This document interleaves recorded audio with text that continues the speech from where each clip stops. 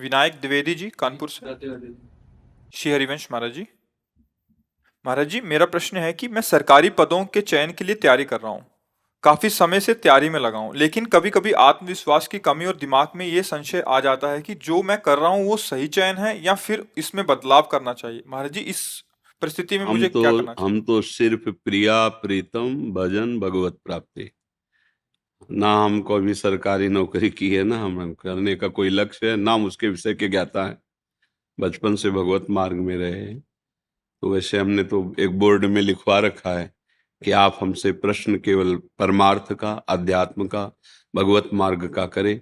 पर उसमें भी जब कोई गृहस्थी में अपनी समस्या का समाधान, उसे हम भागवती की, तो हम इतना जरूर कहते हैं, उत्साह संपन्न मदीर्घ सूत्रम क्रिया विधिज्ञम विष्णे सुसक्तम सूरम कृतज्ञम दृढ़ सौहृदय से लक्ष्मी स्वयं याति निवास है। तो जगत की उन्नति के लिए कह रहे हैं ये श्लोक। जगत जागतिक ईश्वरी की प्राप्ति के लिए, चाहे नौकरी हो, चाहे व्यापार हो, चाहे किसानी हो, चाहे किसी भी का उत्साह संपन्न, कभी अपना उत्साह टूटने नहीं देना चाहिए।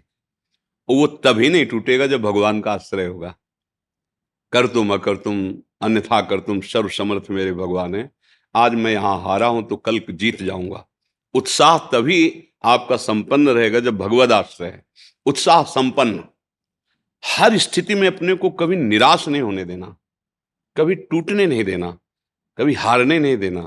क्योंकि कभी संपत्ति का योग होता है, कभी विपत्ति का होता है, कभी अनुकूलता आती, कभी प्रतिकूलता आती, कभी जय आती, कभी पराजय आती है। ये द्वंद्व चलते रहेंगे, चाहे कोई भी हो, सबके जीवन में आते हैं। पर हमें उत्साह संपन्न बनना है।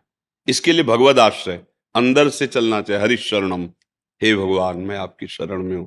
तभी आप इस लोक में उन्नति प्राप्त कर सकते हैं, उत्साह संपन्न हो सकते हैं। नहीं तो उत्साह विजय में दिखाई देती है, अनुकूलता में दिखाई देती है, हार में कहाँ उत्साह दिखाई, सब निराश हो जाते हैं। लेकिन वही शूरवीर है जो हार में भी निराशा ना आने दे और किसी भी कार्य को आगे के लिए न टाले, दीर्घ सूत्री न बने। इसलिए मदीर्घ सूत्रम अदीर्घ सूत्री, तत्काल जो कार्य हमें कल करने के लिए दिया गया है, भले संपन्न कल हो, लेकिन चिंतन के द्वारा हम पूरा आज ही कर लेते हैं कि ऐसे से ऐसे ऐसे ऐसे करना है। हम कार्य की सफलता का पूरा अपने दिमाग में बैठा लेते हैं चिंतन के द्वारा। जैसे उत्तम रसोईया वही है जो बनाने के पहले दिमाग में बना ले। उत्तम कार्यकर्ता वही है जो कुछ भी कार्य करने के पहले दिमाग में पूरा उसका निश्चय कर ले। ऐसे ही मदीर्घ सूत्रम, किसी कार्य को आगे टाले ना। अगर इस संसार में उन्नति प्राप्त करनी, हमें परीक्षा 1 महीने बाद देनी है, लेकिन आज ही प्रश्न कर लिया जाए तो उसका उत्तर हम दे देंगे, ऐसी तैयारी रखनी चाहिए। कल के कार्य को आज ही संपन्न करने की वृत्ति रखना है। क्रिया विधिज्ञम, जिस कार्य में लगे उसको विधान से करे, मनमानी नहीं। चाहे वो पढ़ाई हो, चाहे वो व्यापार हो, चाहे वो किसानी हो, अलग अलग विधान होते हैं ना। व्यापार का अलग विधान होता है, नौकरी का अलग विधान होता है। अलग अलग जो विधान है, जो सिस्टम है, बिल्कुल ठीक उसके अनुसार आपको ज्ञान होना है। क्रिया विधिज्ञम, और जो कार्य आपको दिया गया है वो एकाग्र होकर करें। व्यसने स्वशक्तम, आपको जो व्यापार है, जो भी कार्य दिया गया, पढ़ाई, जो नौकरी, उसमें आसक्त हो जाइए संसारिक उन्नति के लिए। कि अगर हमें आर्मी में जाना है तो जो कल हमारी परीक्षा होगी उसको हम जानकारी करके पहले आज ही हम उसमें पुष्ट हो जाते हैं। अगर इतने किलोमीटर दौड़ना है तो 1 किलोमीटर और आगे की हम रफ्तार बढ़ा के रखते हैं। इतनी ऊंचाई तो इससे और ऊंचे, इतना अभ्यास। क्रिया विधिज्ञम व्यसने सुसक्तम शूरम, हृदय को सदैव बलवान रखे। हृदय में कभी दुर्बलता, नीचता हमारे हृदय को छू ना जाए। अगर हृदय बलवान रहेगा, आपका संकल्प दृढ़ रहेगा, आपका भाव दृढ़ रहेगा, तो पराजय भी आपकी विजय का हेतु बन जाएगी। शूरम और कृतज्ञम, अगर कोई आपका उपकार करता है तो कभी विश्वासघात न करे, उसका कृतज्ञ रहे। अगर एक बार भी उसने कोई हमें धर्म की शिक्षा दी, हमारे को बचाया, हमारे को वो सत्य मार्ग पर, तो हम सदैव कृतज्ञ रहें। हम ऐसा विश्वासघाती स्वभाव हमारा ना हो। दृढ़ सौहृदय, पूरा परिवार या मित्र मंडली, हम ऐसे आचरण करें कि वो हमें प्यार करे। सौहृदय से कि यार ये तो अपना बंदा इतना विश्वसनीय है, कि अगर किसी भी तो इससे धोखा नहीं हो सकता। अगर ऐसे स्वभाव वाला व्यक्ति है तो जो पद चाहे उसे प्राप्त हो सकता है, भगवान का आश्रय और इन लक्षणों का जीवन में, फिर निराशा नहीं, फिर निराशा नहीं होगी। अगर आप अच्छे आचरण नहीं करेंगे, पाप कर्म करेंगे, तो जो बचे हुए सुकृत हैं वो भी नष्ट हो जाएंगे। अगर जो उन्नति का मार्ग है वो भी पतन के मार्ग में बदल जाएगा।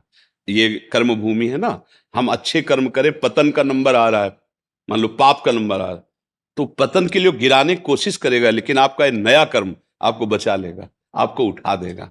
भगवद आश्रय और सत्य आचरण करना, कभी भी निराश ना होना, देखो कहीं पराजय नहीं होगी। और ये बात अच्छे से समझ लो कि दिन और रात जरूरी है। दिन ही दिन रहे तो ठीक नहीं, रात ही रात रहे तो ठीक। ऐसे इस सृष्टि में दुख और सुख, जय और पराजय, द्वंद्व चलते रहते हैं, इनमें निराश ना होवे। कभी ऐसी भी परिस्थिति आ सकती है कि दुखद ही दुखद वातावरण, फिर भी धैर्य रखे। वो धैर्य वही रख सकता है जो भगवान का आश्रय ले, नाम जप करता है, भगवद आश्रित। इसीलिए कहते चाहे विद्यार्थी हो, चाहे व्यापार हो, करो कुछ भी करो, भगवान का आश्रय ले लो और नाम जप करो, तो तुम्हें बहुत सपोर्ट मिल जाएगा, तुम टूटोगे नहीं। जैसे एक किसान की खेती नष्ट हो गई, उसने आत्महत्या कर दी, विद्यार्थी फेल हो गया, वो आत्महत्या के लिए तैयार। छोटी छोटी बातों में लोग अपने जीवन को नष्ट कर रहे, क्यों? भरोसा अविनाशी का नहीं है, प्रभु का नहीं है, बुद्धि में अध्यात्म का ज्ञान नहीं है। इसलिए पार्थिव भोगों के नाश होने पर, जिनका नाश होना सत्य है, वो नष्ट होंगे ही, उसमें हम अपने को नष्ट कर देते हैं। अरे आज फेल हो गए तो हम और पढ़ाई करेंगे, आज हमारा फसल नष्ट हो गई तो अगली बार और पैदा करें। अपने जीवन को नष्ट कर देना उसका कोई हल थोड़ी है। तो इसलिए अच्छे बनो, नाम जप करो, भगवद आश्रित रहो और इन बातों को समझो। हमारा उद्देश्य आप लोगों से बात करना, भगवान का चिंतन, भगवद वार्ता, सत्य मार्ग में चलना है। तो क्या है, हमें संसार का तो ये ज्ञान है नहीं, क्योंकि हम गए ही नहीं संसार मार्ग में, बचपन से इधर चले। तो हम शास्त्र के अनुसार तो बोल सकते हैं। अब आप किसी ऐसे विषय संसारी, तो हम गए नहीं, हम उसको जानते ही नहीं, तो कैसे उस विषय पर बोले जी।